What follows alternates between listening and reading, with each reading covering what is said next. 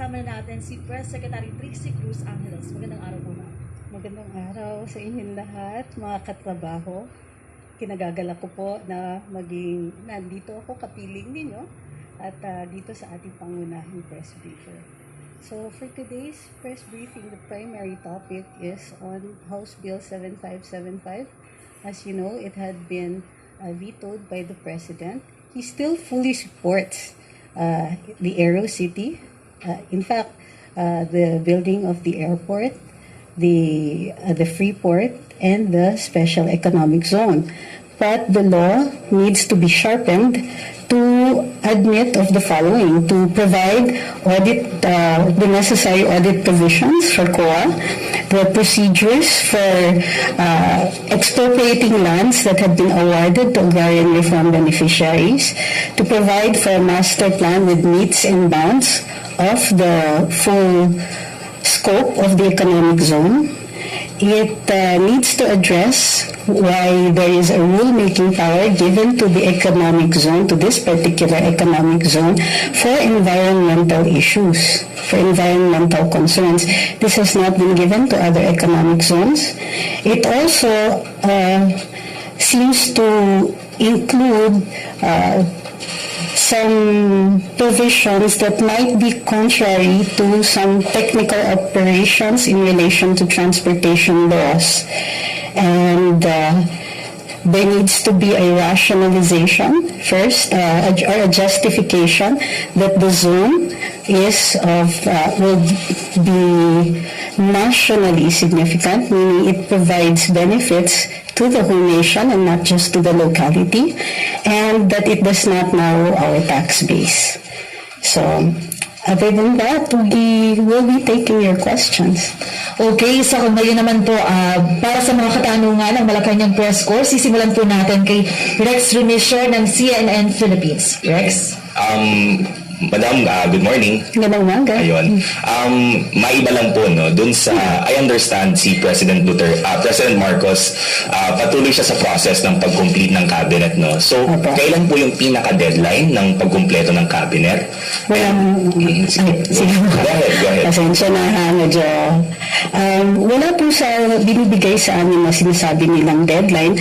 Ang sinasabi is masuri talaga ang pag-evaluate nila dito sa mga kandidato para sa mga posisyon. I understand that this is now going through the final evaluation stage. So, I don't think it will take too long. My second and last, yes. For departments of health and energy, I understand kung halimbawa wala pang secretary, meron na bang mga na-offeran and ano po yung considerations nila?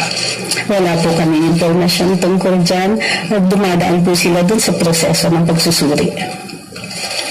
Okay, maraming salamat, Rex Remisher. At para sa ating susunod na katanungan, tawagin naman po natin si Maricel Halili ng TV5. Hi ma'am, magandang umaga po. We have details about the visit of President Marcos sa Department of Agriculture this morning. Ano po yung kanyang instructions? Hindi pa po tapos yung meeting, so I will wait for the President to announce it. Ma'am, when it comes doon sa executive orders ni President Marcos, meron na po ba siyang in-issue na first EO, and kung meron na po, ano po yung laman? Wala po ba? Wala po tayong EO1. Wala pa, ma'am. MC1 po yata yung iniisip niyo. MC1. When it comes to EO, wala. So, MC pa lang po yung bakante. Ibabakangan dun circulars 1 and 2, I think were reiterated. Alright. Ma'am, yun naman po sa state visit. What's the plan of President Marcos when it comes to state visits? Meron na po ba siyang nakaschedule? Is it true that he will be visiting China this week? We have, the President has not announced any state visits as of now. He's busy building up the cabinet, so we'll have to wait for an announcement if there is indeed such a thing. Ma'am, how about the invitation of U.S. President Biden? Let's wait for Malacanang to formally acknowledge it, and then we will probably make the announcement with regards to whether or not it's going to happen. But let's wait. Ma'am, sorry, last na lang po. Follow-up lang po din sa question ni Rex about appointee. Bakit po natatagalan yung pag-appoint, especially po sa Department of Health na Secretary, considering that we're still in pandemic? Only that they have to evaluate it very well and fully. The President is quite aware. And in fact, one of the priorities is managing the effects of this pandemic. So we must also understand that this is so important. They must look very closely and carefully at the candidates. Okay, pero ma'am, so habang wala pa po, meron na ka talagang OIC, ganun po ba yun? In accordance with Memorandum Circular number 1, yes. Alright, thank you ma'am. Sec Trixie, for the next question, mula po kay Sam Medinilla ng Business Mirror. Babasahin ko na lang po. What will be the marching orders of President Marcos sa DA? Will he assign a spokesperson for agri-affairs or a new agri-sec? If yes, who will it be? I'm sorry we cannot speculate on that right now, as the President is still meeting with the officials as of this time. Okay, next question from Sam Medinilla, ma'am. Is President Marcos now considering any government austerity measure or revenue-generating policy to help address the country's debts? If yes, what are these measures? It's the economic team who is drawing up these plans and the policy proposals in accordance with the directive of the President. We'll wait for the economic team to make the announcement. And one last question to Lisa Medinilla. When will President Marcos hold his first cabinet meeting? What are the expected issues to be discussed in the said meeting? Well, it will be in accordance. Well, we have no official announcement yet as to when the first cabinet meeting is going to be held, but the secretaries are given the opportunity, those who have already been appointed, to make the assessment. So these will all be taken into consideration. Okay, for our next question, ma'am, ito naman po si Ivan Mayrina of GMA. Good morning, Secretary. On House Bill 7575, Senator Amy Marcos expressed disappointment and concern over the possible chilling effect on domestic and foreign investors of said veto. What does the palace have to say about this? Well, the palace merely says that the law has to be sharpened. We have to make anticipations of possible constitutional challenges on this one. It will cause further delays if the law is challenged and invalidated. So this is the best way to address the problems, the innate problems of the House bill, and it gives an opportunity for the legislature to make those corrections. So we understand the feelings of disappointment, but this is the stand of the President. Let's fix this now, so we don't wait for it to be challenged later on. But should the deficiencies be addressed, do we have the President's commitment that he will sign it into law? I don't think it's a fair question to ask the President to commit. He does say he is fully supportive of this. And so, in fact, it is his commitment to sharpen the law so that when this is indeed passed, then he can fully support it. Understood. Salamat po doon. On the urgency and the gravity of the food crisis, ano ho ang mga urgent measures na ipapatupad ni Pangulong Marcos sa DA, him being also the head of the agency? And let's wait for him to make that announcement. He's still meeting with them right now. So it would be unfair to make plans if you don't have a reality check yet on the ground. So let's wait for that. Thank you. Thank you very much. Thank you, Ivan. Thank you, ma'am. Ang next naman po magtatanong ay si Eden Santos ng Net25. Good morning po, Atty.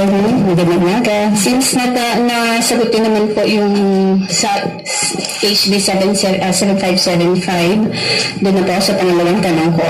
Yung preparations po para sa nalalapit na SONA at saka po yung sa budget, kasi alam natin ilang linggo na lang po yung mabilis po yung mga araw, so ilang linggo na lang kasunod po ng SONA yung pagpasa po ng budget sa Kongreso.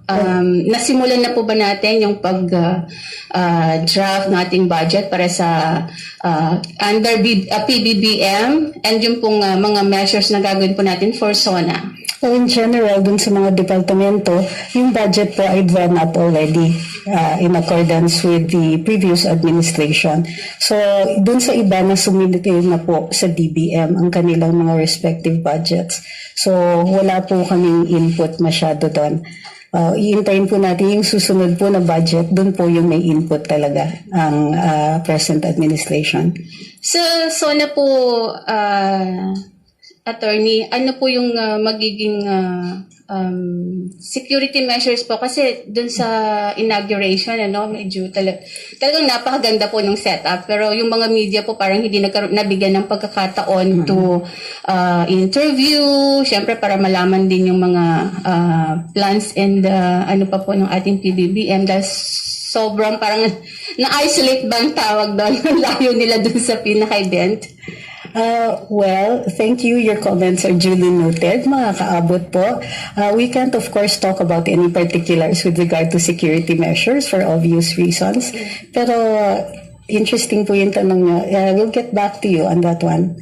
It's good input. For my last question po, Attorney, yung pong sa appointments, talagang until now, maraming naghihintay sa DOE, DOH na sinasabing talagang napakahalaga pong mga agencies nito. No? Sa DOH po ba, may mga information na lumulutang na nahihirapan ang si PBBM na pumili po dahil yung mga nominado, Secretary Duque, si dating Congresswoman Janet Garin, parang kasama po sila sa pinagpipilian? Well, ang sinasabi lang namin is dumadaan sa matinding pagsusuri. Wala tayong sinasabing nahihirapan or anything like that. But because these are important, precisely because these are very important positions, kailangan dumaan talaga sa butas ng karayom. Wala naman pong political pressure or mga parties na involved. Well, we will rely on the President's wisdom to choose the best people for the job. Thank you po. Maraming salamat, Eden. At next naman po natin magtatanong ay si Pia Gutierrez ng ABS-CBN. Hi, ma'am. Good afternoon. Ma'am, how is the President settling in with his new position? Could you tell us how the first few days of the presidency went? How is he settling in? Medyo mahirap yung tanong na yun. So far, he is upbeat. That's the observation that we have made. He's very encouraging. He attended today's flag ceremony, of course, as required. And he has been, how do you call this? Well, what I can say is that he's always well received. So when he attended flag, medyo nakaka-excite din to be, for the people who are working with him. So far, that's what we can observe. Alright, ma'am. Ma'am, meron na po ba tayong balita on the living arrangements of the first family? Oh, for security reasons, we cannot really divulge that yet. We'll wait for the final announcement. We'll wait for them. Nabanggit din po ni Ambassador Romualdez that the President has received an invitation from U.S. President Biden to visit the United States.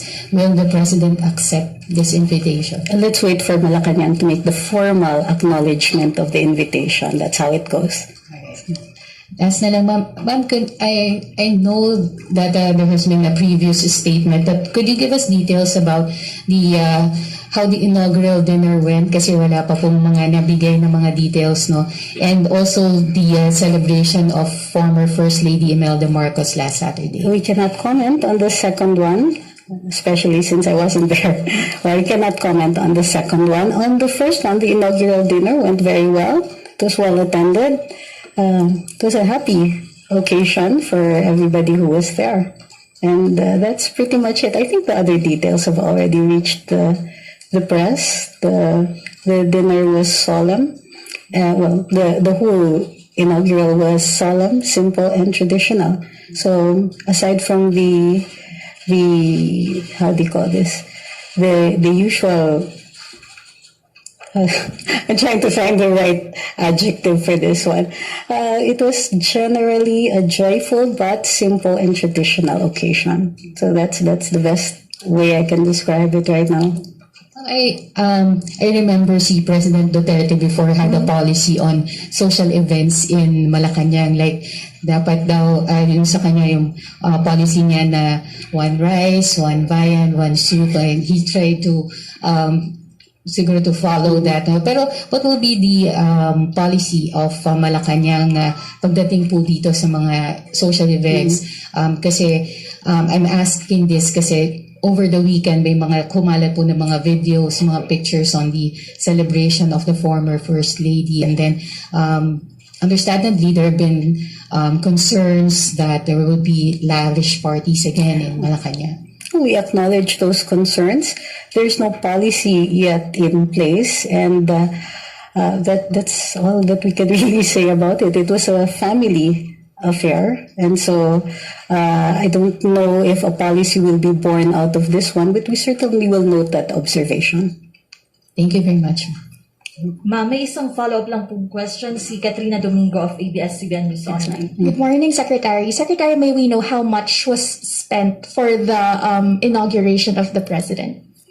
I'll wait for the final figures. We don't really have it yet right now. Ma'am, just another follow-up question. The President earlier said that he will not be appointing a spokesperson, and that because he'd rather face the media himself. May we know how often we get to speak with the President and ask him questions directly? And that will be up to him. I think it will be in relation to whether there is a pressing issue that he would like to bring to the media directly.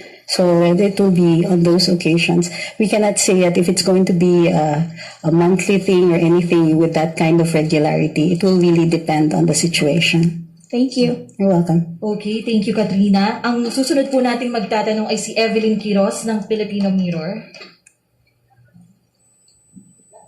At ang susunod naman po sa kanya ay si Creseline Catarong ng SMNI News. Yes, good morning po, Secretary Cruz from SMNI News. Inirekomenda po ng DOH na ituloy-tuloy po yung umiiral ng COVID-19 alert level system po. Ano po yung tugon ng Malacanang dito? Well, status quo tayo ngayon.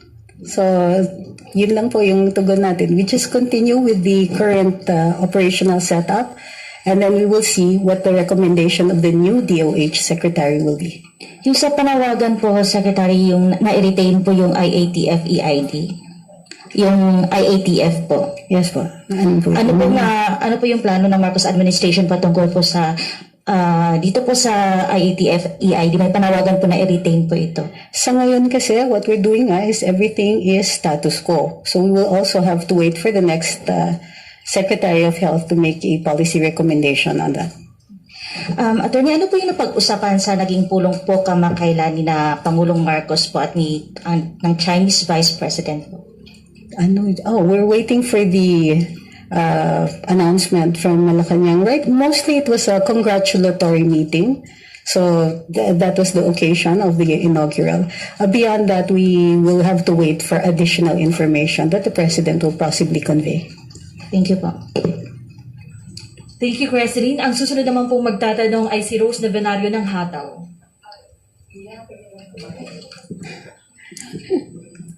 Good morning, ma'am. Good morning, Ms. Rose. Ma'am, may agam-agam po kasi yung mga empleyado ng gobyerno dun sa memorandum circular na inisyu po ni Executive Secretary Vic Rodriguez tungkol dun po sa pagbabakante ng mga pwesto ng mga pangunahing pinuno ng ahensya, no? Yung po ba mga designated OIC or acting, meron po ba silang legal personality para pumirma sa mga transaksyon ng gobyerno? Particular po yung payroll po ng mga empleyado kasi alam naman natin kailangan nila sumweldo, di ba? Baka raw po kasi maging kosong delay ng kanilang sweldo kung wala pong legal personality yung designated yung opisyal para pumirma po din sa mga payroll nila. The general rule kasi nga is that the OIC can sign on the day-to-day functions of an agency. So I don't think na magkakaroon ng problema dito sa what we call the transition period. So kasama po ba yun sa sa assurance nyo na wala pong magiging problema sa Commission on Audit? Yung ganung sistema po kasi syempre ang pagkakaalam po nila ay walang legal personality nga po yung mga acting, yung OIC kasi payroll po itong pinag-uusapan. Well, in accordance with MC1, this will be legal because there is a directive. If the agency is following the directive under the memorandum circular, then the COA observation will have to take that also into consideration. Particular po sa finances po. Well, in the day-to-day functions, because that is the point of having an OIC. Another topic, ma'am. Ma'am, ano po yung, pwedeng paki-elaborate po yung sinabi nyo kahapon na yung i-issue nyo po mga statement may kaugnayan lang po sa interest ng publiko or public welfare or kasi po yung tanong namin kahapon tungkol dun sa birthday party ni dating First Lady. I think the question was in relation to two things, the birthday party and the greetings that appeared on a billboard, I understand. So the response of the office was that we don't comment on those things. We comment on official policy, on the issuances of the president, on the statements of the president, and so on. So since, first of all, the billboard doesn't appear to be public nor put up by any government agency, then there's no comment coming from us. Ma'am, may assurance po ba kayo na yung mga family affair na parties ng pamilya Marcos ay sa Malacanang po ay hindi magmumula po sa pondo ng bayan yung gugugulin doon? We assure you that the president will adhere to law. And so that is the presumption. The president does need no directive in excess of anything that is written in the law. Okay, thank you, ma'am. Ma'am, ang susunod naman pong katanungan ay mula kay Alexis Romero ng PhilStar. For Secretary Angeles, what is Malacanang's take on the suspicious deaths of high-profile inmates in Bilibid? What are the President's directives on this? We'll wait for the Secretary of Justice to make the evaluation on that one and his recommendation. Opo. Ang susunod naman pong magtatanong ay si Heidi Sampang ng DZAS. Magandang araw po, Secretary. Meron po ulit final na bill sa Kamara tungkol po sa Absolute Divorce Bill. Ano po ang posisyon dito ng Pangulo or ng Palasyo? Since ito ay simpleng pagfa-file pa lang and therefore first reading pa lang, wala pa po tayong komento doon. Ang susunod naman pong magtatanong ay si Christina Maralit ng Manila Times. Hi ma'am, good morning po. Ma'am, my first question is, recently opposition leaders, including Senator Vicente Veras and detained former Senator Leila de Lima, called on President Marcos to restore the Philippines' membership to the International Criminal Court, to show the good faith that the Philippines is one in strengthening human rights. What's the take of the President on this? Gagawin po ba niyo ito or at least consider it? Those comments, as in any comment that is in the exercise of the freedom of speech, are also duly noted. But we'll wait for the formal policy to be articulated by the President. Okay, ma'am. Second question, ma'am, follow-up. In relation to that po, an alliance of lawyers and legal practitioners and students are also calling for a review of the war against illegal drugs initiated by the previous administration. What is the President's stand on this? We will have to articulate that later on when we have a directive from the President. Thank you, ma'am. Ang susunod naman pong magtatanong, ma'am, ay si Celerina Monte ng NHK. Good morning, ma'am. I just want to follow up and rephrase some of the questions raised earlier regarding the supposed president's visits abroad. So far, which country or among the heads of state, sino na po yung nag-invite kay PBBM? And if ever, where could the president would have his first state or official visit, and when could it take place? Most of that is speculation. We will have to wait first for the acknowledgement, the formal acknowledgement of these invitations, because these are state matters, state functions. We wait for the formal acknowledgement, and then the president will indicate whether or not he's accepting the invitation. So at the rest, everything is speculative. Okay, since I can't answer fully on that particular questions, I just want to follow up on the bill that the president vetoed regarding the creation of this Bulacan economic zone, airport economic zone. Since you have mentioned that the president is supporting that, will he certify it as an urgent bill? There's no indication of such certification, but the importance is evident in the explanation of the veto, that he merely wants these things to be sharpened. And approval of this law might result in a delay of its implementation because it might be challenged. So that's how important it is for him that a law is more finely crafted in relation to those matters that he has raised. So that is how he articulates the importance of this bill. Another follow-up on the budget, you also mentioned that the previous administration already prepared the budget for this year. So is there any plan by the current administration to seek for a supplemental budget from Congress to finance the priority projects and programs of the current administration? That will depend on each of the departments. The priorities will depend on which departments are implementing them. So we'll have to wait for that. They have to assess that. Thank you. Secretary, ang susunod naman pong katanungan ay mula kay Vance Fernandez from DZRJ and Police Files Tonight. The West Philippine Sea dispute is still as relevant as ever, even to the new PBBM's administration. So in recent days, has the President given any thought or issued any orders on the Philippines' stance towards the dispute in the WPS or towards China as a whole in relation to the dispute? Can we expect any diplomatic developments as per the President's orders or any form of directives that may bring the Philippines in a diplomatic shift on how we approach the dispute with China? The President's stand has always been clear, but we will have to wait for the policy to be recommended by the new Secretary of Foreign Affairs and for the President to articulate later on. Maraming salamat, Secretary Trixie. Any closing statement for the Malacanang Press Corps? It's always a pleasure to see you guys. Many of you I already know. Some of you have covered me before in more tumultuous times, and some of you I still have to get to know, but you have made today very painless. Thank you very much. Maraming salamat po, Press Secretary Trixie Cruz Angeles. Maraming salamat po, Malacanang Press Corps.